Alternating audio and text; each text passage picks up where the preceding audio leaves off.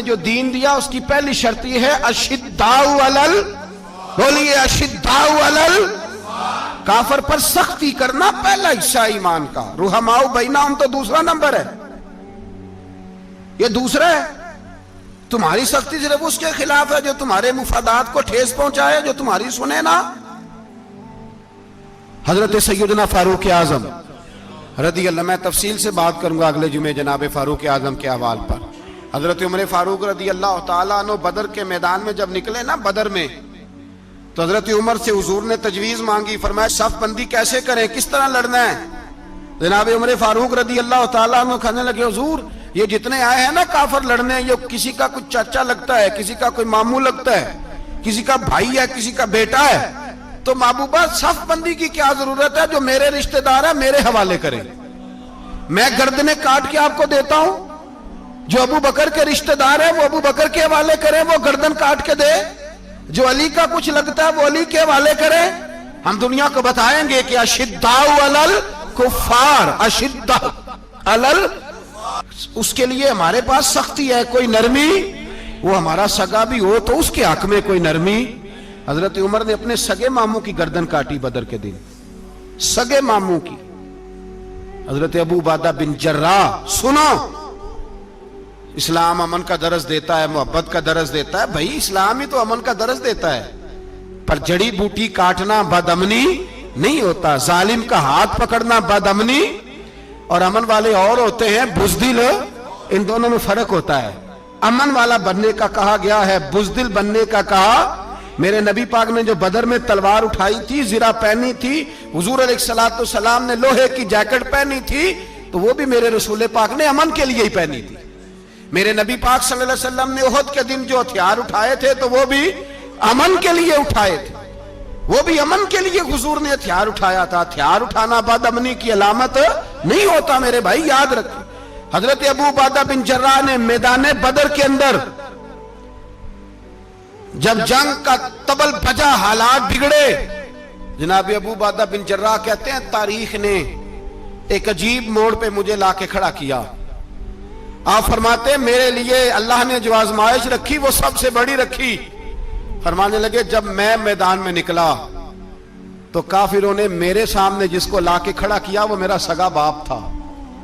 آپ فرماتے ہیں اب مشکل بن گئی، عشق تیاگ دومی ایک برابر، تے عشق دا سیک بدھیرا، اگ تے ساڑے ککھ تے کانے، تے عشق ساڑے تن میرا، تے اگ دا دارو می تے پانی، کوئی دسے ہیں عشق دا دارو کیڑا، بلے شاہ تھے کچھ بھی نہیں بچدا جتھے عشق ہوران دا ڈیرا۔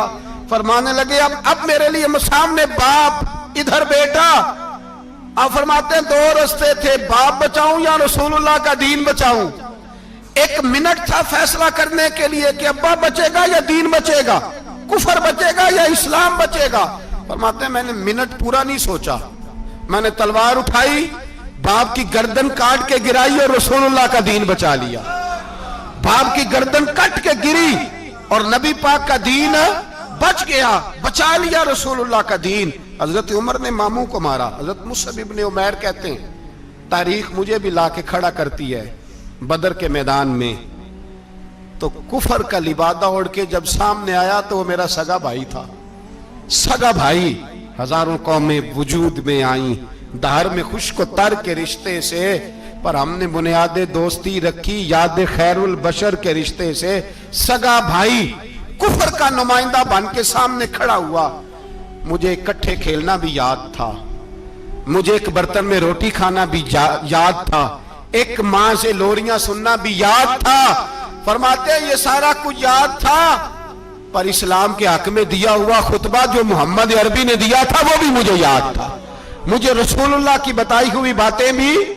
فرماتے ہیں میں سارا کچھ بھول گیا، پر مجھے اپنے رسول کا پڑھایا ہوا سبق نہیں بولا، وہ مجھے یاد رہا۔ میں نے پھر سگے بھائی کی گردن کاٹی اور میں نے وہ گردن کاٹ کے حضور کے پاس پیش کی، اور میں نے دنیا کو بتایا کہ ہمارے لیے اصل وہ ہے جو ہمارے رسول ہمیں حکم ارشاد فرماتے ہیں۔ یہ رشتے ہمارے لیے اصل ہمارے جی اچھے تعلقات ہیں۔ کون سے اچھے تعلقات، کون سے اچھے تعلقات؟ میرا ایک دوست مجھے کہنے لگا امریکہ تو پیار ہی بڑا کرتا ہے ہم سے۔ میں نے کہا بالکل، کسائی بھی بڑا پیار کرتا ہے بکرے سے، بڑا پیار ہوتا ہے. آپ جو قربانی کے بکرے لائے تھے آپ کو پیار نہیں تھا؟ ذبح کرنے سے پہلے اس کو پانی بھی پلایا, چارہ بھی کھلایا, غسل بھی کرایا, پر آخر میں کیا کیا؟ بولے نا جی. یہ والا پیار کرتا ہے امریکہ آپ سے, دیتا ہے کبھی کبھی پیسے, کوئی شک نہیں اس میں. وہ کہتا ہے وہاں زلزلہ آیا ہے تو اتنے لاکھ ڈالر دیتا ہوں, فلاں آیا, لیکن وہ والا پیار جو کسائی بکرے سے کرتا ہے, کہتا ہے جب موقع آئے گا تو میں چھری بھی پھیروں گا. اور اپنے وقت پہ آ کے وہ, یہ میری مثال یاد رکھ لینا, امریکہ کا پاکستان سے اور مسلمان سے وہ والا پیار ہے جو بکرے کا کسائی سے اور کسائی کا بکرے سے ہوتا ہے. وہ چارہ ڈالتا ہے, موٹا کر کے ذبح کرتا ہے, پتلا ذبح کرنے میں اسے لذت نہیں آتی. اور بھائی یاد رکھو, حضرت ابو بکر صدیق رضی اللہ تعالیٰ عنہ, عرب کے لوگ جب جنگ کرتے تھے تو ایک ہاتھ میں ڈھال پکڑتے تھے, ایک ہاتھ میں تلوار پکڑتے تھے, لوہے کی ڈھال. جب دشمن حملہ کرتا تھا تو ڈھال آگے کرتے تھے. وہ کئی دفعہ ٹکرا کے ڈھال سے تلوار گر جاتی تھی. حضرت ابو بکر صدیق میدان میں نکلے, بیٹا کافروں کی طرف سے لڑنے آیا ہے, سگا بیٹا. اور میرے مصطفیٰ کریم نے فرمایا اولاد بزدل کر دیتی ہے آدمی کو, پر جب ایمان پختہ ہو تو پھر صحابہ نے اس بزدلی کی بھی پرواہ نہیں کی. سگا بیٹا کافر کی جانب سے آیا, حضرت ابو بکر صدیق نے تلوار سے حملہ کیا, بیٹے نے ڈھال آگے کی. جب صاحبزادے نے ڈھال آگے کی نا تو حضرت ابو بکر کی تلوار لوہے کی ڈھال سے ٹکرائی, تلوار گر گئی. اب حضرت ابو بکر نے ہتے ہو گئے, صاحبزادے نے اٹھائی تلوار. کہتا ہے جب میں مارنے لگا تو خیال آیا گھر تو میرا اجڑے گا نا, باپ تو میرا ہی ہے نا. صاحبزادے کہتے ہیں میں ابو بکر صدیق کو چھوڑ کے چلا گیا.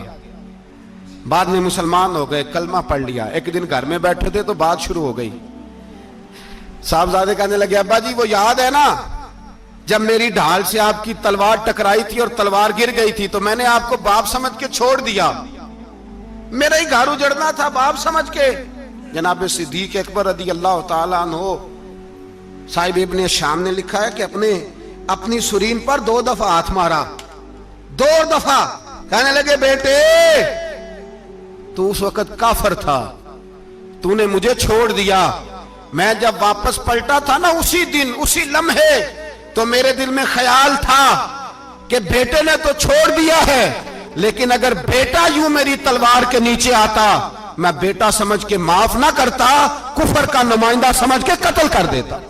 اس لیے کہ میری نظر میں اگر کوئی اہمیت ہے تو رسول اللہ کے فرمان کی اہمیت ہے. باپ بیٹے اولاد کی کوئی اہمیت ہے؟ اشداء علی الکفار, کافر سے نفرت ہی نہیں ہوتی. یہاں تو موج لگ گئی ہے ایک عام نوجوان سے لے کے عام آدمی سے وزیر اعظم تک کی سوچ یہ ہے کہ رہائش امریکہ میں ہونی چاہیے, لندن میں ہونا چاہیے, بس یہی سوچ ہے.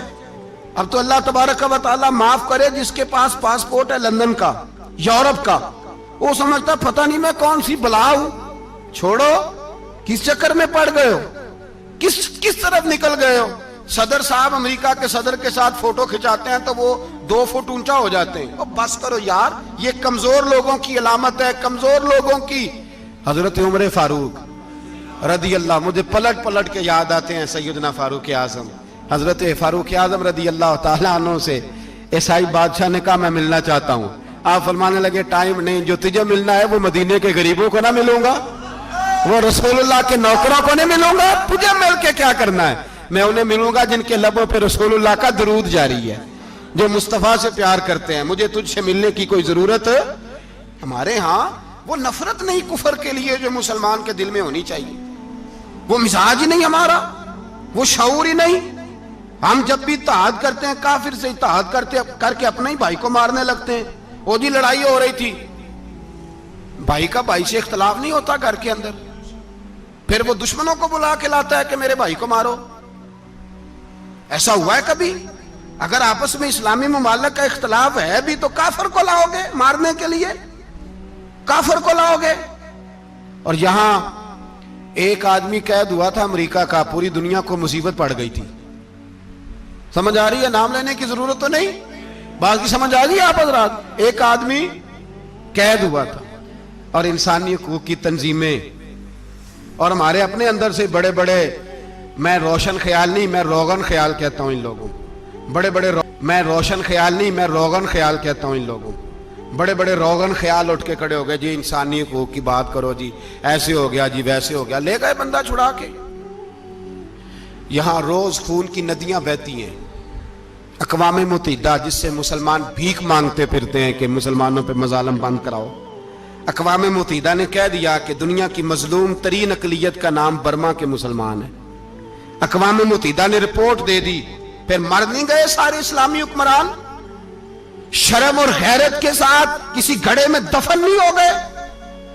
तुम्हें ललकार के उन्होंने कहा कि ये सबसे मजलूम है, इनका कुछ करो। चंद दिन पहले यहां ननकाना साहब बेसानियों ने जुलूस निकाल के कहा मुसलमानों शर्म करो, उनकी मदद करो। पोप बोल पड़ा, पोप बेसानियों कहा कि मुसलमानों कहां हो, किधर हो तुम, इनकी मदद करो, निकलो, जुल्म हो रहा है। पूरी दुनिया चीखी। आपके मुल्क में आके अमेरिका ड्रोन हमले कर जाए तो आपकी वजारत दाखिला को बाद में होश आता हो, हमें तो पता नहीं चला, हम तो सोए हुए थे, वो हमला कर गया। और आलमी कवानीन की मुखालफत करके बर्मा की हुकूमत कहती है किसी सहाफी को भी हम अंदर नहीं जाने देंगे, हमारा जाती मामला है। ऐसे बेशरम लोगों को अपना नुमाइंदा बनाते हो, जिन्हें होश तक नहीं इस बात की। हमने कलमा पढ़ा हुआ है नबी पाक सल्लल्लाहु अलैहि वसल्लम का, मेरे रसूल पाक सैयद आलम नूर मुजस्सम सल्लल्लाहु अलैहि वसल्लम ने जो लोग तैयार फरमाए, नींद तो नहीं आ रही आप हजरात? नबी पाक ने जो लोग तैयार फरमाए, हजरत काब बिन मालिक रदी अल्लाह ताला, हुजूर ने फरमाया चलो तबूक पे मेरे साथ, सारे चलो, सब तैयार हो गए। हजरत काब बिन मालिक फरमाते मुझे घोड़ा बड़ा दौड़ाना आता था, नेजा बड़ा चलाना आता था, तलवार का मैं बड़ा धनी था, मैं मालदार भी था, मेरे पास बड़ी वसाइल थे। हुजूर चले गए तो मैंने, ये बुखारी है, फरमाते हैं मैंने सोचा कि मैं चला जाऊंगा, कल मैं घोड़ा दौड़ाऊंगा, मैंने पीछे पहुंच जाना, परसों चला जाऊंगा, तरसों बस सुस्ती हो गई, ना जा सका। फरमाते हैं वक्त बीत गया, हुजूर चले गए, आज जाता हूं कल जाता हूं, इसी में हालात सारे गुजर गए, हत्ता कि अल्लाह के रसूल वापस आ गए। फरमाते हैं कुछ बूढ़े थे जो ना जा सके और कुछ मुनाफिक थे जो हुजूर के साथ जिहाद पे न जा सके। आप फरमाते हैं मैं जवान भी था, तीर अंदाज भी था, और दुनिया अरब सारा जानता था कि मालदार भी है, अल्लाह ताला की दी हुई बड़ी नेमतें थे, मैं न गया और हो गलती गई, सुस्ती गई। फरमाते हैं हुजूर मदीने में आए, जब मस्जिद नबी में बैठे तो मुनाफिक आके बहाने करने लगे। कोई कहने लगा बच्ची बड़ी बीमार थी, कोई कहने लगा हुजूर कल ही सही हुआ हूं। फरमाते मुझे भी पता था और पता मुस्तफा को भी था झूठ बोल रहे हैं, हुजूर को पता था, पर वो बहाने करते, हुजूर कबूल करते, मैं चलो जाओ। कहा फरमाते एक मिनट के लिए मुझे भी वसवसा आया कि कोई बहाना ना कर दूं, लेकिन फिर मैंने सोचा बहाना किसके सामने करूं, जिसे अल्लाह तबारक व तआला ने नबुव्वत की आंख अता फरमाई हुई है, उस महबूब के सामने बहाना। उस ख्याल आया मुसलमान नेक को बद पहचान जाते हैं, मोहम्मद आदमी के दिल की बातें जान जाते हैं, किधर बहाना करूं, हुजूर को तो सारा पता है। फरमाते में गया, हुजूर ने पूछा क्यों नहीं आए, और पूछा भी मुस्कुरा के, क्यों नहीं आया, मुस्कुरा के पूछा।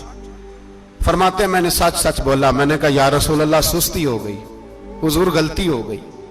जो बहाने लगा रहे थे उनको आजादी मिल गई, और मकतब इश्क का दस्तूर निराला देखा, उसको छुट्टी न मिली जिसने सबक याद किया।